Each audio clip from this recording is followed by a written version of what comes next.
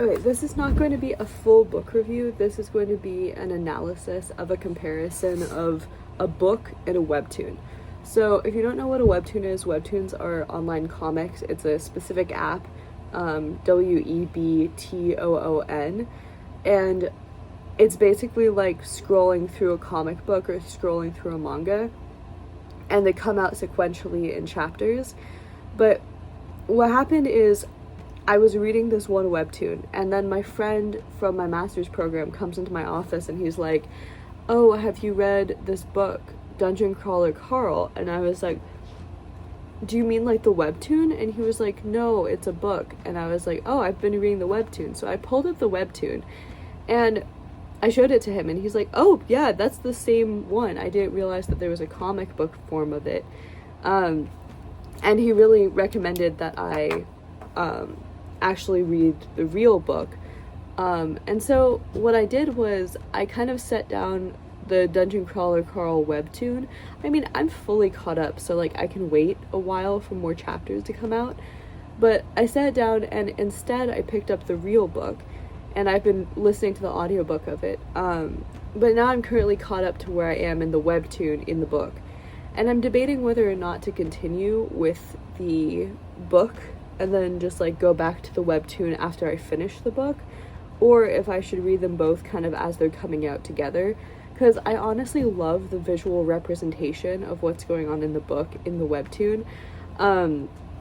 Essentially the plot as of right now, because of course I think I'm like halfway done with the book, maybe a little bit more, but I'm like several chapters into the webtoon. I wonder how long the webtoon's gonna go. I genuinely don't know. Sometimes they stretch out things, and sometimes they fit a lot into one chapter, because of course it's a comic, so they have to cut stuff out and add stuff in. Anyway, the plot as of right now is a man is basically pet sitting for his ex-girlfriend when aliens take over the earth and turn it into a multi-level dungeon. If it's like the Dungeons and Dragons dungeon where you're like grinding levels and it gets harder and harder the lower you go or the higher you go, depending on which it is. I think the convention is that dungeons go down and towers go up. So like a tower of trials will get higher the more levels you get, and the dungeon will get lower the more levels you get. Anyway, so this specific one is a dungeon. I mean, it's called Dungeon Crawler Carl. But so he's pet sitting, and his cat, or rather his girlfriend's cat, ex-girlfriend's cat, it's a very weird, complicated situation. But anyway, his ex-girlfriend's cat jumps out of the window in a really annoying way. And so he has to go outside in the middle of the night in like his boxers and like a jacket and some slides. But they're not even his slides, they're his girlfriend's slides. So he goes out in the middle of the winter in like barely dressed, and suddenly the building collapses behind him. Like, I mean, sinks into the ground, like it's gone. And basically he gets this notification that's like, aliens have taken over your planet. You have to complete this dungeon in order to regain control of the resources of your planet or something. Anyway, so a stairway opens up next to him, and it's really cold, so he's like, oh well, I guess we're going into the dungeon. So he and the cat, whose name is Princess Donut, both go into the dungeon together. While they're there, they encounter goblins, and then they find what's called a tutorial guild, where they meet a really grumpy rat who's an alcoholic named Mordecai. And Mordecai essentially tells them how everything works, how the system works, how to open inventory. If you're familiar with like the dungeon fantasy setting, you kind of know what I'm going for. But if you want a breakdown of like isekai tropes, dungeon tropes, tower tropes, you know, like being transported to another world tropes, I'm happy to do breakdowns of that. But essentially, they go into the first level of the dungeon and they basically get the tutorial. If you think of it like a video game, that's the best way to think of it, if you're not familiar with this. So, Mordecai explains that this has happened many times before, that humans had gotten an opportunity to kind of reclaim their resources, but they never petitioned the galactic government. But also, they never really got a chance to petition the galactic government because they were too inferior, like their technology was too inferior, so they didn't even know where to go. But anyway, so they all got squished, or they got transported to this dungeon. So Carl is like, okay, that's kind of weird. But then he opens like his loot boxes because they defeated some goblins, and they also came into the dungeon. So usually when you enter a dungeon with a tutorial and everything, you get certain perks, certain chests and stuff that you could open with helpful items. So he got a bunch of stuff, like he came unequipped, he came by himself, he came with a cat. All of those got him loot boxes. He got some cool items. Still doesn't have pants. He got a pet owner's box, which had a biscuit in it for Donut. He gives Donut the biscuit, and Donut turns into like kind of a weird blob. And then Carl's like, oh no, what did I do to my cat? And then Donut is like, I can talk now. And so Donut is an absolute princess, as one might expect, given that her name is Princess Donut. And she is a higher level than Carl. She has more intelligence, she has more magic, she can do more damage than he can. So she's the leader of the party. Since they entered together, they're a party. And so she names their party the Court of Princess Donut, and she names him her bodyguard, I think.